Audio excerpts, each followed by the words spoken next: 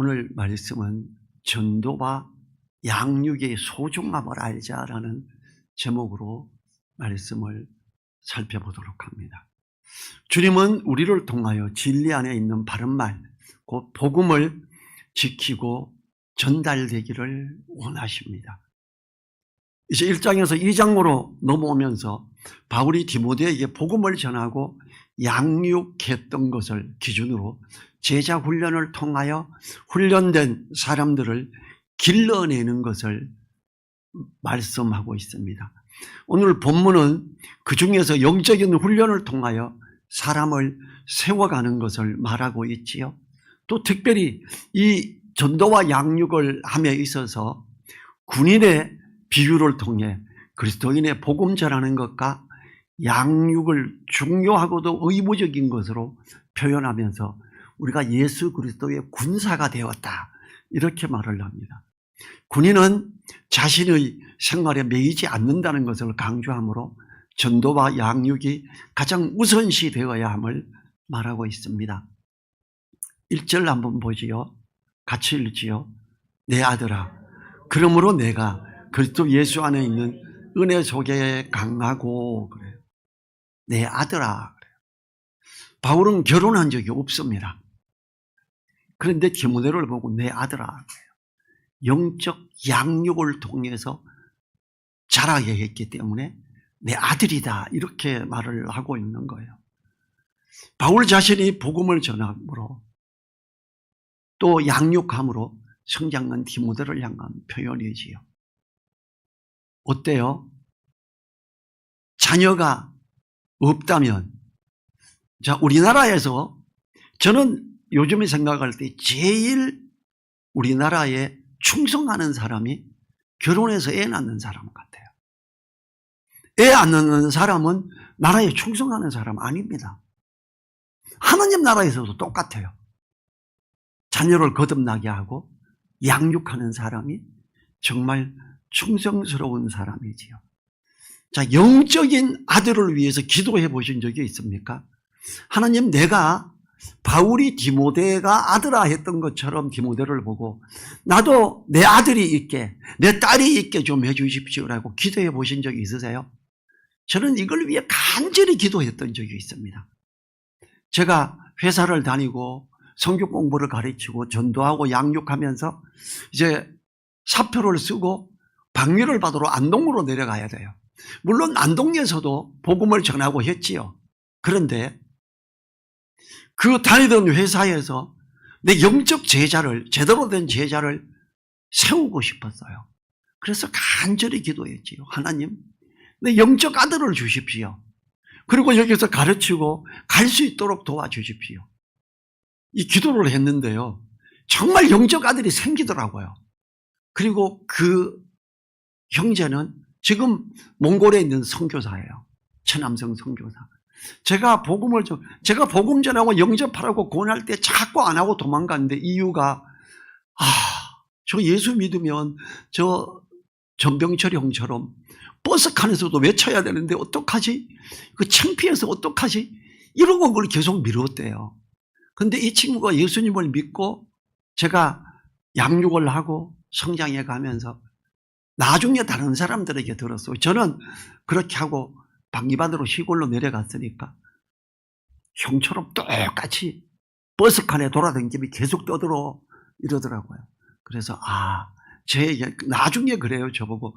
그래서 형이 날 보면 자꾸 내가 피하고 도망갔어, 이래요.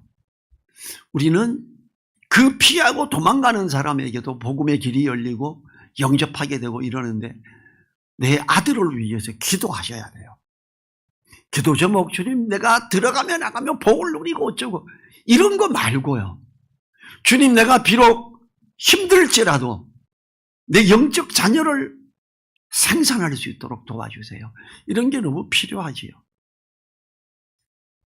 이 양육을 하고 나아가는 사람, 양육받는 사람, 성장해 가는 사람, 영적 아들이다, 이러지요.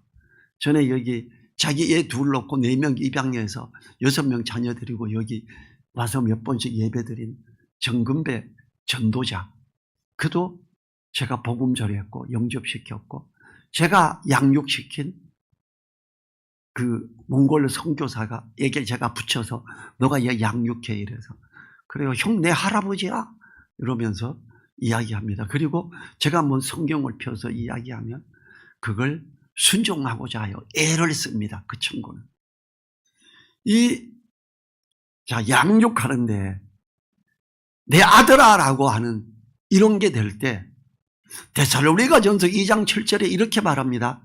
오직 우리가 너희 가운데서 유술한 자 되어 유모가 자기 자녀를 기름과 같이 하였으니 그래요. 바울은 양육을 할 때 유모가 자녀를 기를 때 어떻게 해요? 젖도 주고 기저귀 갈아주고 이렇게 잠을 재워야 될 때는 안고 토닥거리고 재우고 이러지 않겠습니까? 그렇게 지금이 배고플 때쯤이구나 하면 다시 우유를 주고 이렇게 하지요. 그렇게 유모가 자기 자녀를 기름과 같이 계속 돌보면서 해야 되는 것. 교회에 왔다, 끝! 이게 아니라는 거지요. 양육하는 사람을 향하여 유모가 자녀를 기름과 같이 했다고 하지요. 자녀를 기르는 엄마의 마음으로 부드럽고 또 보살피는 것을 말합니다. 저는 실제로 저를 양육하는 분에게 일주일에 한 번씩 만나서 말씀을 가르침 받았어요. 성경 공부와 교제를 했어요. 특히 주일 예배에 어떤 거에 빠지는 경우가 있으면 그날 주일날 저녁에 전화가 옵니다. 그리고 내일 만나자. 내일 근무야. 좀 늦어. 그럼 조금 늦게 갈게. 먼 거리에 살았어요. 그런데 옵니다. 와서 항상 챙겨요. 어제 주일에는 요런 게 있었고 말씀은 요런 핵심이었고 이러면서 또 교제하고 이렇게 제 자취하는 방으로 와서 교제를 하고 돌아가곤 했습니다.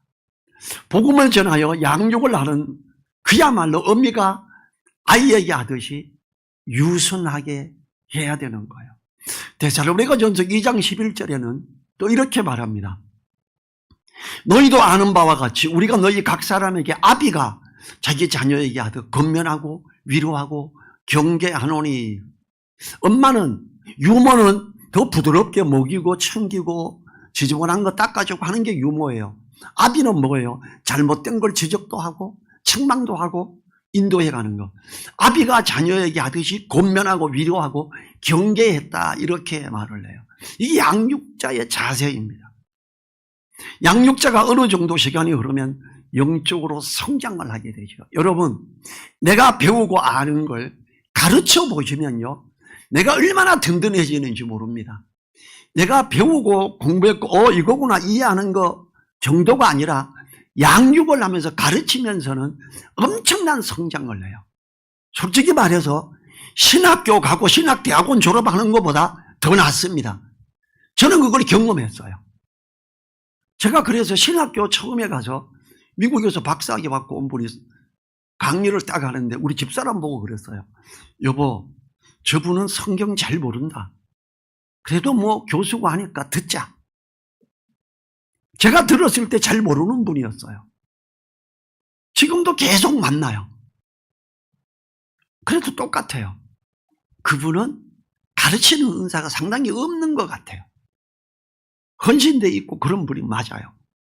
우리는요, 하나님 안에서 이 양육을 하면서 그것이 나를 양육받는 사람을 성장하는 것뿐만 아니라 양육하는 자가 얼마나 성장하는지 모릅니다. 전도와 양육. 자, 어떤 사람이 목사인데 전도와 양육을 하지 않고 있다? 안 한다? 한 번도 안 해봤다?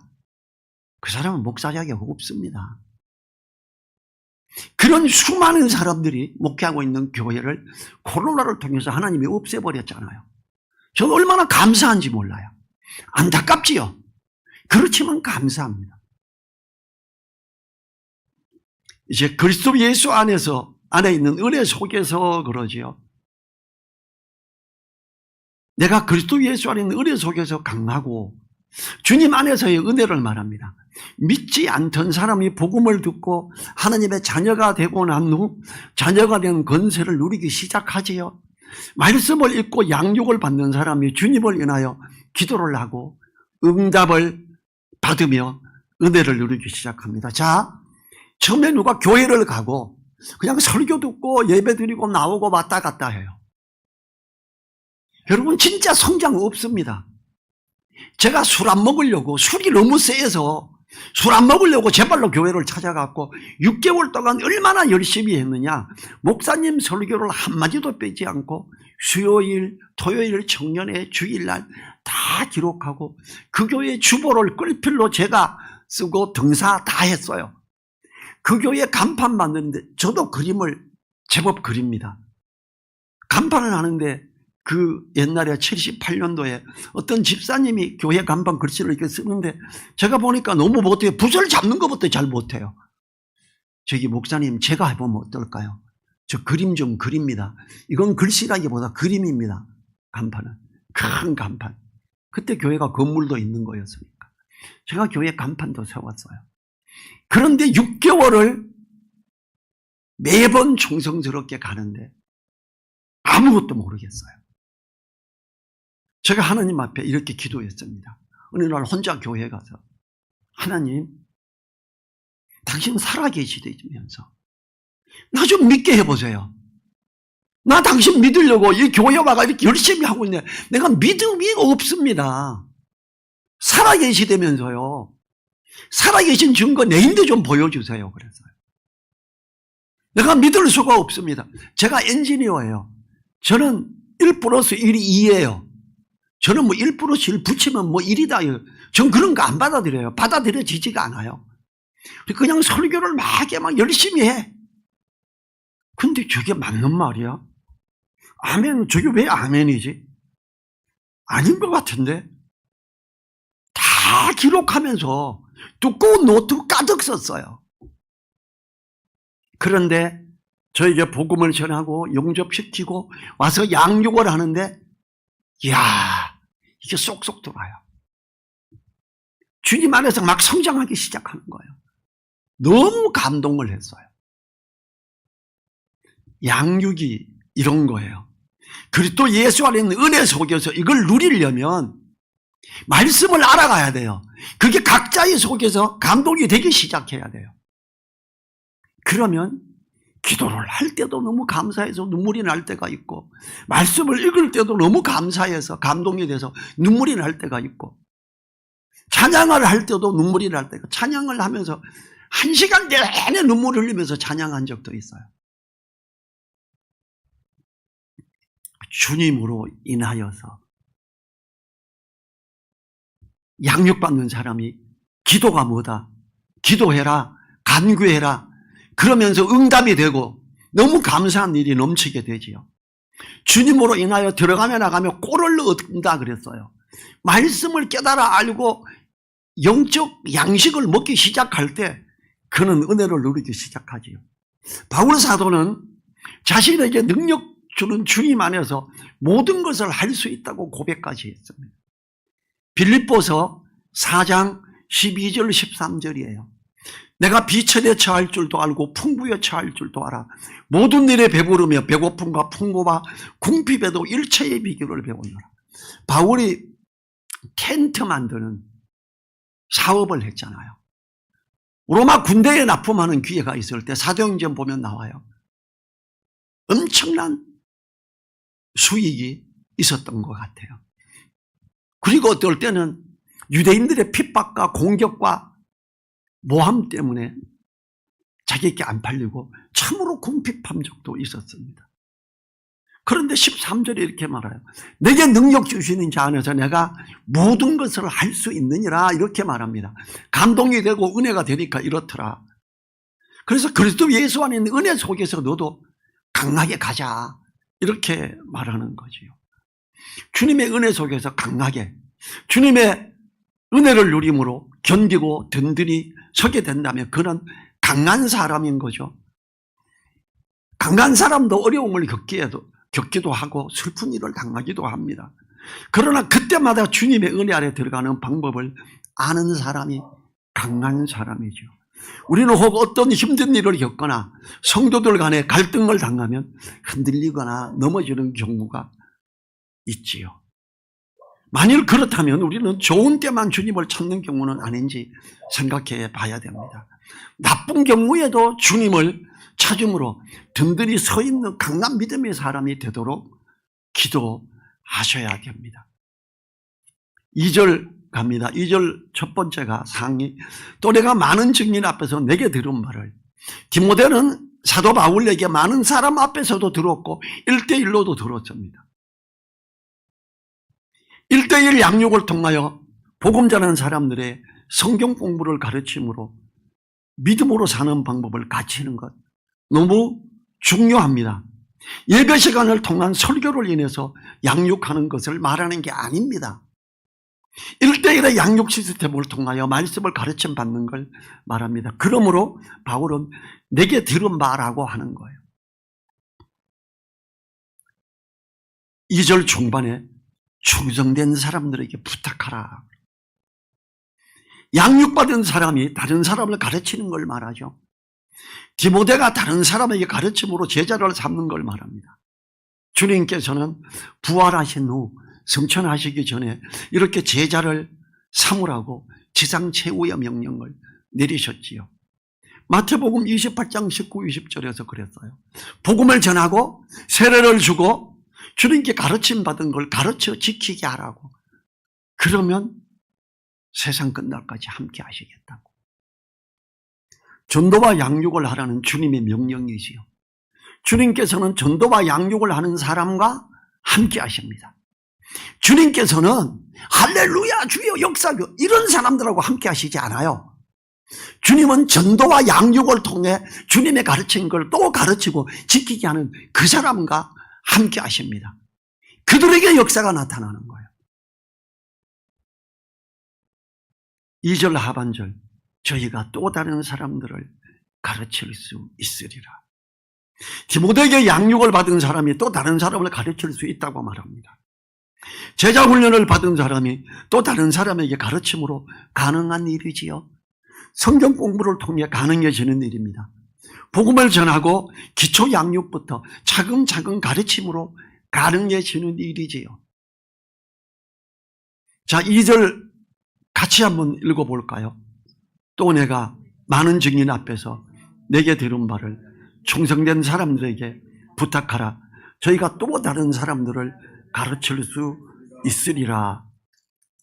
어떻게 해요? 그걸 배움으로 말미암아 가능해짐을 이야기하죠. 내가 배웠고 내가 또 다른 사람에게 가르칠 때 그가 또 다른 사람을 가르칠 수 있다. 자, 바울이 있지요. 그리고 디모데가 있지요. 또 디모데에게 훈련받은 사람이 있지요. 그 사람이 훈련하는 사람. 여기 지금 4세대를 이야기하고 있습니다. 이게 뭘 통해서? 양육을 통해서 가능하다 이렇게 말하고 있습니다. 목회에 있어서 제일 중요한 건 양육입니다. 1대1 양육. 이걸 시도하셔야 됩니다.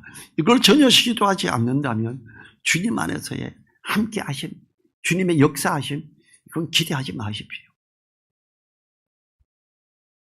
3절에 가죠. 내가 그리스도 예수의 좋은 군사로 나와 함께 고난을 받을지니.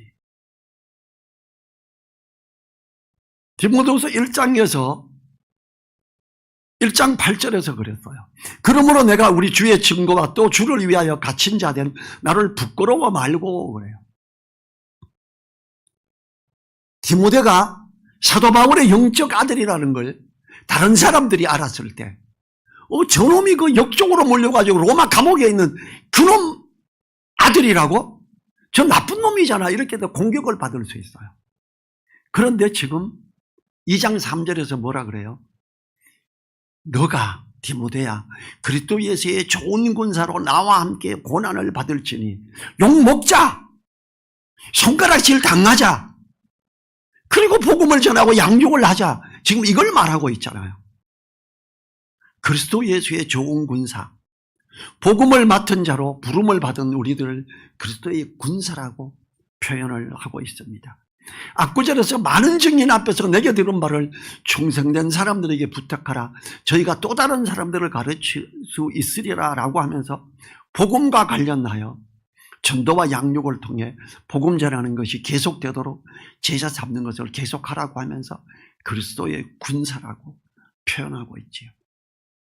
주님께서 제자들에게 복음과 관련하여 가르쳐 지키게 하라고 지상 최후의 명령을 했던 것을 염두에 둔 바울 사도의 간절한 부탁으로 보입니다. 마태복음 28장 18절부터 20절. 18절에서 하늘과 땅의 모든 권세를 내게 주셨으니 그래요. 19절에서 모든 족속으로 제자를 삼아 아버지와 성령님으로 세례를 주라고 이야기합니다. 20절에서 내가 너에게 분 바 모든 것을 가르쳐 지키게 하라. 볼지어다 내가 세상 끝날까지 너희와 항상 함께 있으리라 하시니라. 어떤 주님이? 하늘과 땅의 모든 권세를 가지신 주님이 복음을 전하고 양육하는 그 사람들과 세상 끝날까지 함께 하시겠대요. 능력이 나타나는 거죠. 역사가 나타나는 걸 말합니다. 그리스도의 제자가 되고 제자를 삼는 것을 위해 수고하는 것이 그리스도의 군사로서 해야 하는 임무입니다. 그리스도 예수의 좋은 군사라는 것, 그리스도의 명령을 제대로 수행하는 자가 되지요. 제자가 되고 제자를 삼는 것을 성실히 하는 사람이 좋은 군사라고 할 수 있죠. 좋은 사역자죠. 좋은 사역자, 진짜 목회자 누구냐? 복음을 전하고 양육하는 사람입니다. 그러면 가짜 목회자는 어떤 사람이냐? 복음을 안 전하고 양육을 안 하는 사람이 가짜 목회자죠. 주님은 그들과 함께 하지 않습니다. 주님은 복음을 전하고 양육하는 사람들과 함께 하시겠다고, 세상 끝날까지 함께 하시겠다고 약속하셨잖아요. 좋은 군사로 있기 위해서 나와 함께 고난을 받을지니, 때로 욕먹는다는 이야기예요. 1장에서 바울 사도는 2차로 로마 감옥에 투옥되어 있는 자신을 부끄러워 말라고 했었지요. 디모데후서 아까 1장 8절 제가 읽었었지요. 고난을 받는다는 의미의 첫째, 갇힌 바울을 부끄러워하지 않으므로 피하지 않는 겁니다. 만일 우리들 중 누군가 주님의 일을 위하여 감옥에 갇히거나 하였을 때 부끄러워하지 않는 것은 무사람들에게 손가락질 당할 수 있는 일입니다. 지금 바울 사도는 디모데에게 복음을 인하여 나와 함께 고난을 받으라고 합니다. 로마 감옥에 갇힌 바울 사도에게 찾아가는 것은 갇힌 자와 같은 그리스도인임을 만천하에 드러내는 일이므로 고난을 받을 각오를 하고 찾아갈 수 있지요. 둘째, 충성된 성도들과 함께 고난을 받는 겁니다. 앞구절에서 또 다른 사람을 가르치는 사람들과 고난을 받는 일입니다. 한글 성경은 바울 사도와 고난을 받는 것으로 나타나지만 원어 성경에서는 그것이 바울이라고 지칭하지 않습니다. 복음을 전하고 양육하는 사람, 그들과 고난을 받음을 말하고 있습니다. 그러므로 함께 고난을 받아야 하는 사람은 복음을 위해 수고하는 사람들입니다. 욕 먹을 때 대신 욕도 먹어주고, 그 사람 누가 때리려고 할 때 대신 그걸 맞기도 하고 맞아도 주는 것, 이게 함께 고난을 받는 거지요. 성도들 중 누군가 복음과 양육을 위해 수고하는 것에 동참함으로 고난을 받으라는 것입니다. 동참하는 성도가 그리스도의 좋은 군사입니다. 누가 복음과 양육을 위해 수고하고 나아가고 사람들을 대접하고 있는데 함께하고 돕기 위해서 기도하고 그를 위해 헌금을, 사랑하는 헌금을 할 수도 있지요. 이게 하나님 보시기에 참으로 아름다운 것 아니겠습니까?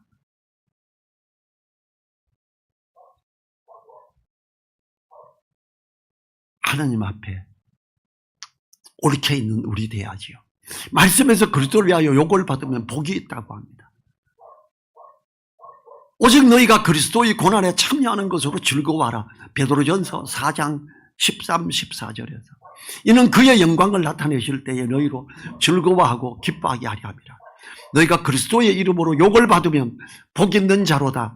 영광의 영 곧 하나님의 영이 너희 위에 계심이라. 그리스도의 이름을 증거하기 때문에 욕먹은 적 있습니까? 전혀 없다면 왜 그렇습니까? 복음을 강하게 이야기하고 전하면요, 욕먹게 되어 있습니다. 욕먹어 봤습니다.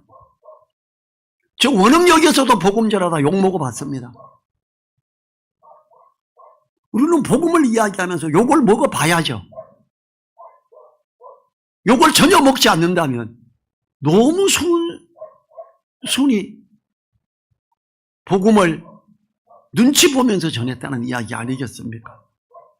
자, 4절 같이 읽지요. 군사로 다니는 자는 자기 생활에 얽매이는 자가 하나도 없나니 군사로 모집한 자를 기쁘게 하려 함이라. 군사로 다니는 자는 자기 생활에 얽매이지 않는다고 강조합니다. 군인은 훈련을 받고 나라를 지킴으로 나라에서 주는 것으로 생활하기 때문에 생활을 위하여 걱정하여 다른 일들에 매이지 않아야 합니다. 아무도 자기 생활에 매이는 사람이 없다고 합니다. 이 말씀은 다른 일들을 전혀 하지 말라는 걸 말하는 게 아닙니다. 복음을 전하는 일이 있고 이 중요한 일이 있으면 다른 일을 뒤로 두고라도 하라는 거예요. 먼저 주님의 나라와 의를 구하라는 걸 이야기하고 있습니다.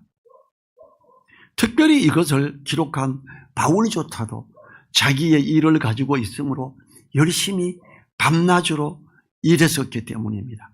또한 본문 자체에서도 얽매이지 않는다는 의미가 전혀 일을 하지 않는 것이 아니라 일에 얽매이지 않음을 말하는 것이므로 다른 일을 하더라도 그 일들이 그리스도의 군사로서의 본분보다 우선시 되어서는 안 됨을 말하는 것이요.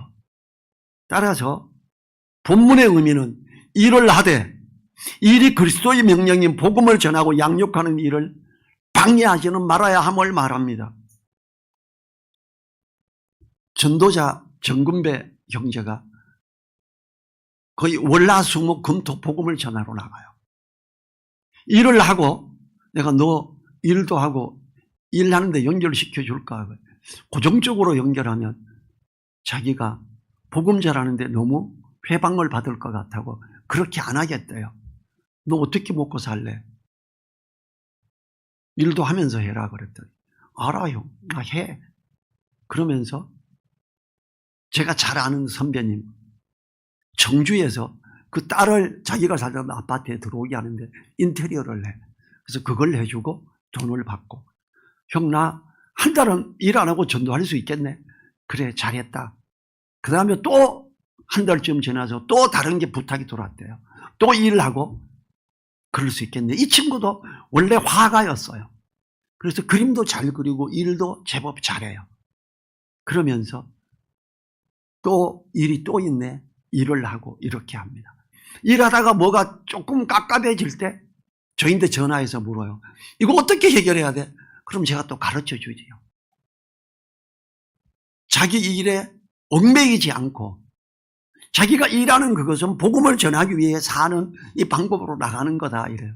자녀가 6명이라 그랬지요. 이 애들 학교 다 보내면 살아가기가 힘들지요. 좀 그냥 얘네들 검정고시 치면 돼.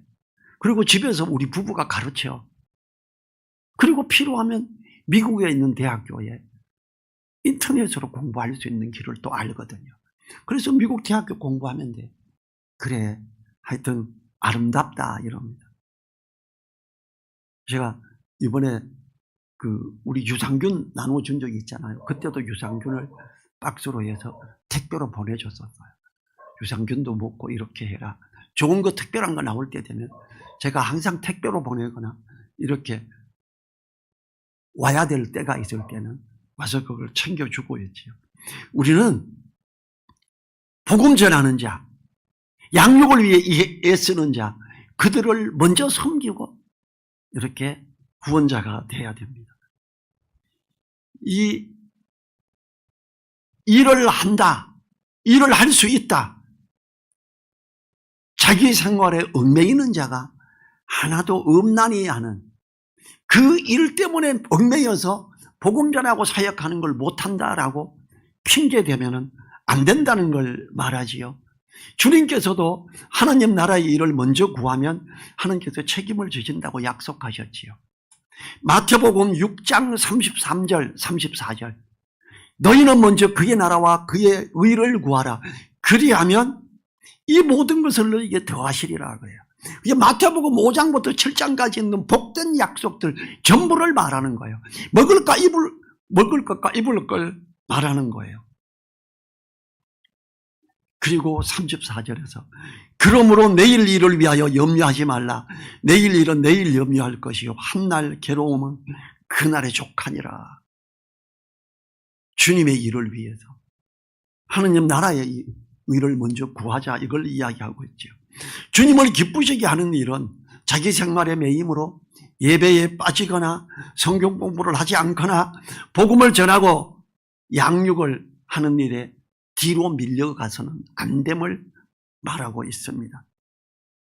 일과 함께 전도와 양육의 일이 병행되어 하는 것이 그리스도의 당연함입니다.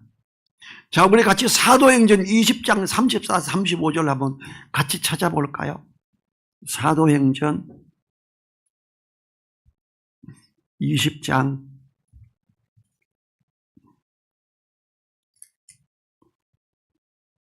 34, 35절. 신약성경 224페이지입니다. 신약성경 224페이지. 사도행전 20장 34, 35절.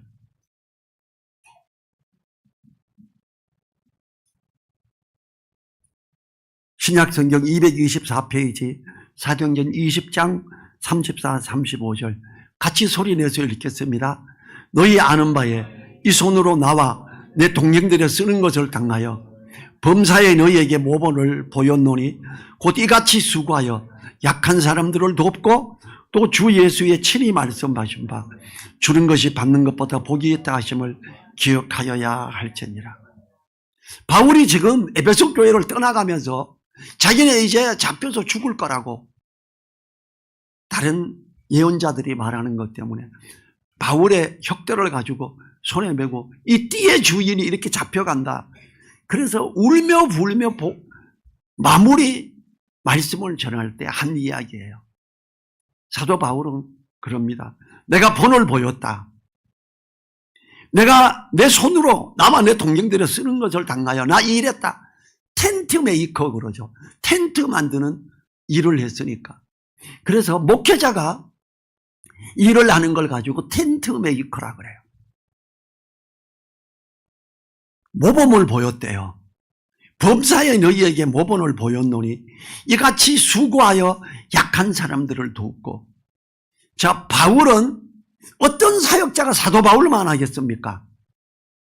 12 제자 사도들이 바울만 한가요? 아니라고 봅니다. 신약 성경의 절반 이상을 기록한 사람이 사도 바울입니다. 이 사도 바울이 자기 일을 했대요. 내가 이렇게 열심히 일함으로 모본을 보였대요. 이렇게 해라 지금 이걸 말하는 거예요. 대한민국 교회 목회자든 신학교에서 교수들이 일하지 말고 전임 사역자로 하는 거야. 그게 우리나라 교회의 신학교의 가르침이에요. 저는 그거 보고 이걸 사도행전 20장 이거 말씀 모르나 저 사람은? 저는 그렇게 생각이 되죠. 일할 수 있다. 해라. 우리 신학교에서 교수님이 그랬어요. 전도사님 이제 목회하시면 일은 어떻게 할래요? 일을 할 건데요. 사도 바울 일하면서 했어요. 그게 어때서요? 그랬어요. 맞아. 그렇게 하라고 말하는 거야. 이제 미국 밥존스 출신이니까 개념이 좀 다른 거예요. 대한민국하고. 그래서 우리는 성경을 통해 하나님이 이걸 우리에게 말씀하셨다라는 걸 알아야 됩니다. 그러나 그 생활에 얽매이지는 말자. 복음 전도와 양육을 위해 일을 하고 그걸 통해서 돕기도 하고 섬기기도 하는 이런 우리가 돼야 됨을 이야기하고 있는 거지요. 우리는 전도와 양육의 소중함. 왜냐하면 주님께서 전도와 양육을 하는 사람과 세상 끝날까지 함께 하시겠대요. 주님께서 그렇게 주님의 말씀을 따라 나의 계명을 가지고 지키는 자라야 나를 사랑하는 자니, 나를 사랑하는 자는 내 아버지께 사랑을 받을 것이요 나도 그를 사랑하여 그와 함께 하겠다고 이렇게 이야기하죠. 너희가 내 안에 가고 내 말이 너희 안에 거하면 무엇이든지 원하는 대로 구하라 그리하면 이루리라 그래요. 주님이 기도 응답의 약속을 할 때 주님 안에 있자, 주님의 말씀을 마음에 두고 따라가자예요. 주님의 지상 최후의 명령이 뭐예요? 내인데 배웠던 거 너네도 가르치고 이렇게 있게 해라. 전도와 양육을 해라. 이거였어요. 이걸 하는 사람 기도 들어주겠대요. 우리 기도 응답 받으려고 상기도 해야 됩니까? 우리 기도 응답 받으려고 금식해야 되나요? 할 때가, 필요할 때가 있을 수도 있지요. 주님은 기도 응답을 위해서 금식해라, 기도 응답을 위해 기도원에 가라 이러지 않으셨어요. 골방에서 기도해라. 하나님과 1대1로 기도해라. 주님의 말씀을 마음에 두고 순종해 나가면서 기도해라. 그럼 들어준다. 전도와 양육을 해라. 그러면 그와 세상 끝날까지 함께 하시겠다. 이게 주님의 약속이에요. 그럼 전도와 양육이 얼마나 소중한 거예요. 주님이 말씀하시는 핵심 중에 핵심입니다. 지금 사도 바울은 디모데에게 이걸 말하는 거예요. 너 나를 부끄러워하지 마라. 걱정하지 마라. 고난을 받아라. 그리스도의 군사로서 이렇게 나아가자. 너가 충성되다고 보이는 사람에게 한 명, 두 명 잡아서 양육을 해라. 그가 또 다른 사람을 가르칠 수 있을 거야. 이걸 이야기하고 있잖아요. 너 교회가 크게 해가지고 막 해. 이러지 않아요. 전도하고 양육하래요. 올해가 전역하기 전에 한 명에게만 전도하고 양육을 시작해 보십시오. 양육을 시작하게 될 때 뭐부터 가르칠까요? 말만 하세요. 제가 다 가르쳤지만 자료 다 가지고 있습니다. 처음 예수님 영접한 사람에게 가르쳐야 될 것, 그리스도인의 확신 5가지, 그리스도인의 생활 지침 8가지. 제가 이걸 6월 24일 날, 25일 날 이틀 동안 우리 신학교에서 졸업자 목회자들을 모으고 거기서 그걸 가르칩니다. 우리는 얼마나 좋아요. 우리 교회에서는 이걸 교재를 인도자용 배우는 사람 거, 그 다음에 이거 노트북에 해가지고 할 수 있도록 PPT까지 다 가지고 있고 다 드려요. 요청하면 그걸 다 드립니다. 양은 어마어마하게 많습니다.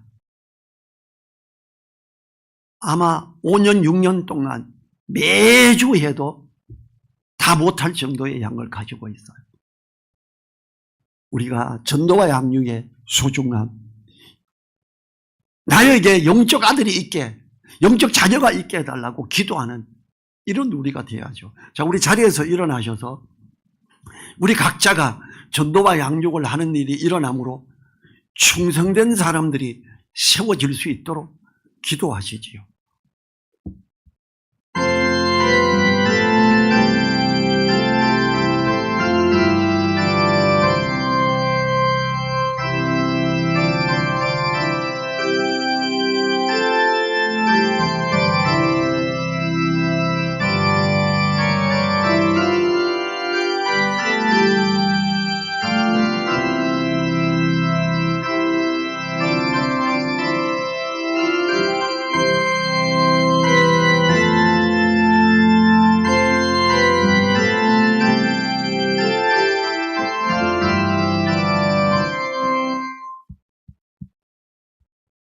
주님 감사합니다.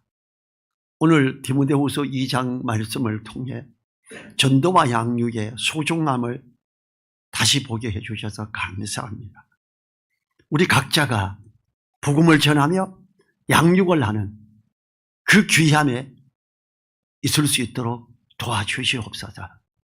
우리가 비록 부족하지만 전도를 하고 양육을 하는 일에 나아가는데 두려워하지 말고 실행해 갈 수 있도록 은혜 내려 주십시오.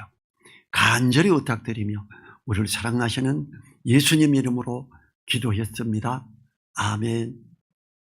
지금은 우리를 사랑하시고 전도와 양육을 통해 주님의 말씀을 따라가는 사람에게 하늘과 땅의 모든 건설을 가지신 주님이 항상 함께 하시는 그 주님, 우리를 아끼시고 붙드시고 이끄시는 하나님의 그 크신 사랑과 성령님의 감동, 감화, 교통하심이 머릿속에 있는 한 분 한 분들 그 머리 위에, 그 가정 위에, 그리고 일터 위에, 우리 늘사랑 교회 위에 이제로부터 영원토록 함께하여 주시기를 간절히 축원하옵나이다. 아멘.